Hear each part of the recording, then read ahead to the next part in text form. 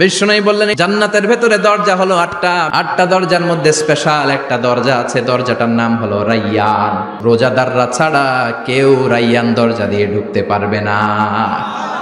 আবার বিষ্ণু বললেন একবার রাইয়ান দরজা দিয়ে ঢুকার সুযোগ যে পেয়ে যাবে চিরকালের জন্য তার গলার তৃষ্ণা মিটে যাবে। রোজা রাখলে গলায় তৃষ্ণা হয় না? এই যে আল্লাহর খুশির জন্য এই তৃষ্ণাকে সহ্য করে আপনি রোজা রেখেছেন, এর ফলাফল হিসেবে রাইয়ান দরজা দিয়ে ঢুকা মাত্রই আপনার গলার তৃষ্ণা শেষ। জান্নাতের ভেতরে আমরা ঢুকতে চাই। শপিং মলে যখন আমরা ঢুকতে চাই কোন দিক দিয়ে ঢোকা লাগে? দরজা দিয়ে না, গেট দিয়ে। তো আমরাও জান্নাতের গেট দিয়েই তো ঢুকবো নাকি? আমরা জান্নাতের কোনো না কোনো গেট দিয়ে ঢুকতে হবে। বিশ্বনবী ফরমান, বুখারীর বর্ণনা, ইন্নালিল জান্নাতি সামানিয়াতু আবওয়াব, জান্নাতের ভেতরে 8টা দরজা আছে। কয়টা? বিশ্বনবী একবার সাহাবাদেরকে নিয়ে ওয়াজ করছেন, বলছেন তোমাদের মধ্যে এমন একজন ব্যক্তি আছে, এই ব্যক্তির আমলগুলো আল্লাহর কাছে এমন ভাবে কবুল হয়েছে, আল্লাহর কাছে ওই ব্যক্তি এতটাই সেরা, জান্নাতের 8টা দরজা কিয়ামতের দিন এই লোকটাকে ডাকতে থাকবে। প্রতিটা দরজা বলবে আপনি আমার দরজা দিয়ে ঢুকে জান্নাতে প্রবেশ করেন।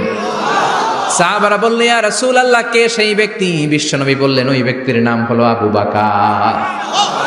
কিয়ামতের দিন সাইয়েদনা আবু বকরকে 8টা জান্নাতের দরজা থেকেই জান্নাতগুলো ডাকতে শুরু করবে, উদখুল মিন বাবি, উদখুল মিন বাবি, আমার দরজা দিয়ে ঢুকেন, আমারটা দিয়ে ঢুকেন।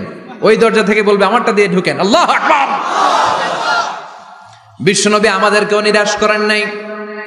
বিশ্বনবী বললেন কেউ যদি প্রতিদিন 5 ওয়াক্ত নামাজের আগে যে ওযু করে, ওযুর পরে কেউ যদি পড়ে আশহাদু আল্লা ইলাহা ইল্লাল্লাহ ওয়া আশহাদু আন্না মুহাম্মাদান আবদুল্লাহি ওয়া রাসূলুহু, প্রত্যেক ওযুর পরে যেই ব্যক্তি এই দোয়াটা পড়বে ওই ব্যক্তির জন্য রব্বুল আলামিন কিয়ামতের দিন জান্নাতের 8টা দরজা খুলে দিবে।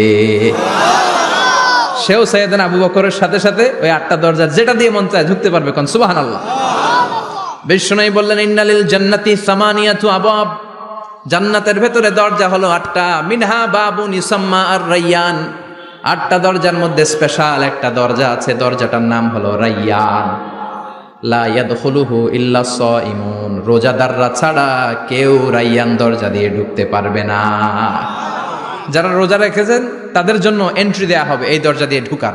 আবার বিষ্ণু বললেন মান দাখালাহু লাম ইয়াজমা আবাদা, একবার রাইয়ান দরজা দিয়ে ঢুকার সুযোগ যে পেয়ে যাবে চিরকালের জন্য তার গলার তৃষ্ণা মিটে যাবে। রোজা রাখলে গলায় তৃষ্ণা হয় না?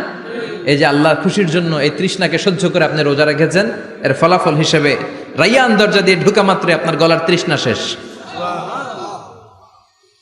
জান্নাতের 8টা দরজার কোনো না একটা দরজা দিয়ে আমরা ঢুকবো। এখন এই দরজার সাইজ কতটুকু জানার দরকার আছে না নাই? বিষ্ণু বললেন ইন্না মিসরাইন মিন মাসারি'i জান্নাহ মা বাইনা মাক্কা ওয়া হাজার, সৌদি আরবের মক্কা শহর থেকে বাহরাইন শহর যত দূর, জান্নাতের দরজাটা হবে তত দূর।